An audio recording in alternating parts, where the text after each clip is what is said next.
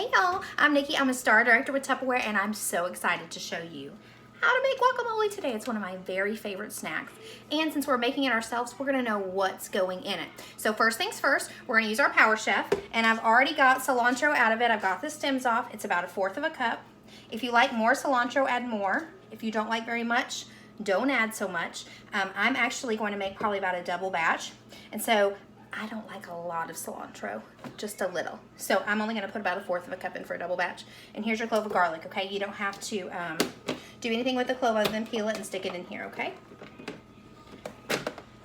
And then you're gonna stick that on and twist it. It's gonna go right on. I wanna tell you guys something too really fast. So I got my cilantro out of our Fridge Mart. You're gonna put anything in your Fridge Mart naked and dirty. And what your Fridge Mart's gonna do, y'all, is it's going to keep your produce fresh for up to 2 times as long because it's going to vent the produce the way that it needs to. There's 3 different vent settings. They're gonna match up on the front.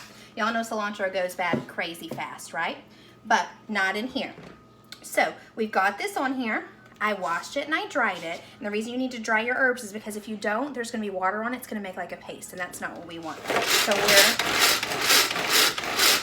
just gonna give it a few pulls, okay? Now, the bottom blade's gonna kick it up. So we've got our cilantro in there. The next thing we need to do is add 1/4 of a red onion. Now, again, I'm gonna double this recipe, so I'm gonna add about 1/2. And I do love red onions. And you know, whenever you're making it yourself, you can do whatever you want because it's for you. So you can make it how you like it. I am very much a recipe follower, but if you're not, you can use this as a guide, add whatever extra goodies in here that you usually love in guacamole, and then you'll have it on your own. That's the best part, right? You're your own cook. It's your own kitchen. Okay. So here's half. Get this out. And then I'm going to just cut it like this before I put it in, okay? You can take off the whole top or just this part. Spread them out a little bit. Hopefully I don't cry. All right.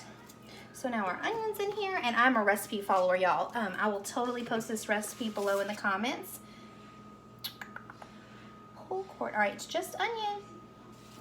Now, this is where it's up to you how chunky you want it. Now remember, just give it a few pulls. I like my onion pretty fine, okay?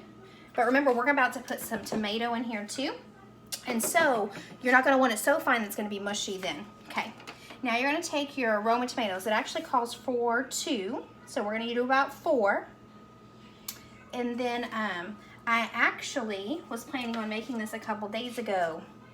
And unfortunately, Fridge Marts don't work on tomatoes. So some of my tomatoes went bad. I'm a little bit sad about it. So I have some cherry tomatoes we're just gonna toss in here as well. And see what happens, because again, it's my guac, right? My kids won't eat it, unfortunately. And then we're gonna do our lime, and it's gonna call for 1 juice lime. And what I'm gonna do is I'm gonna zest it too. So you know, if your lime is cold, or before you chop it anyway, you just roll it a little bit. It's gonna get all of the juices like flowing. And then we have to add our salt. You could measure if you wanna be technical, but then what we're gonna do is we're gonna put our lime in upside down, okay? This is the juicer part. Look at all this lime juice that's gonna come out, guys. Look at it, right? That's amazing. I waited entirely too long to get my zest and press as a consultant. I don't know why I waited so long. Oh, I forgot to zest. So we're just gonna zest the edges since it's right here. But y'all know a little zest goes a long way.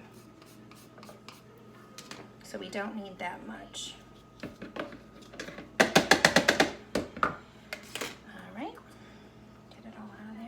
I don't like it too much, but I do like a little bit of an extra kick. All right, so now we're gonna put our lid back on and give it a pull.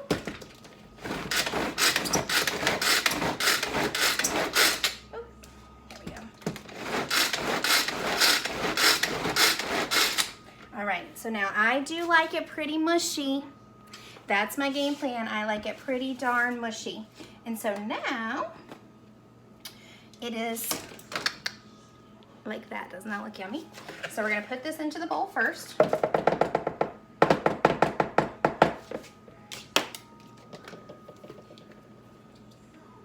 Get it all out. It smells so good. Now, since I am doing a double batch, if you wanted to do 2 limes in here, again, you totally can. It is up to you. Up to you what you want to do with your guacamole. All right, so now we're gonna put all these avocados in it and mush it, because that's a technical term. We're gonna mush it. Oh.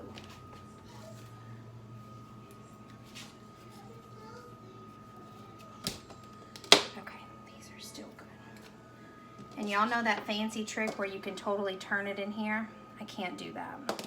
I really can't do it. And so, I just mush it out.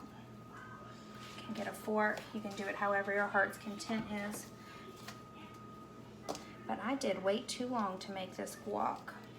I almost waited way too long, but we still are gonna get some out of it. I am the world's worst about meaning to make a recipe and forgetting. And here I am wanting to eat guac and having all the stuff to make it and not doing it. So I'm just going to show you what it looks like with 3. And then I'll finish up.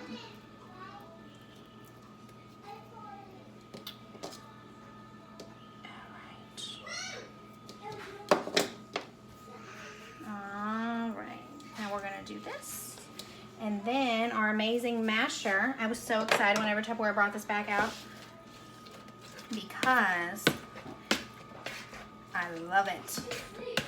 Love it, love it, love it. It's perfect for mashed potatoes, but it's also perfect for guac. So if you like your guacamole more tomatoey, this may be the consistency you want.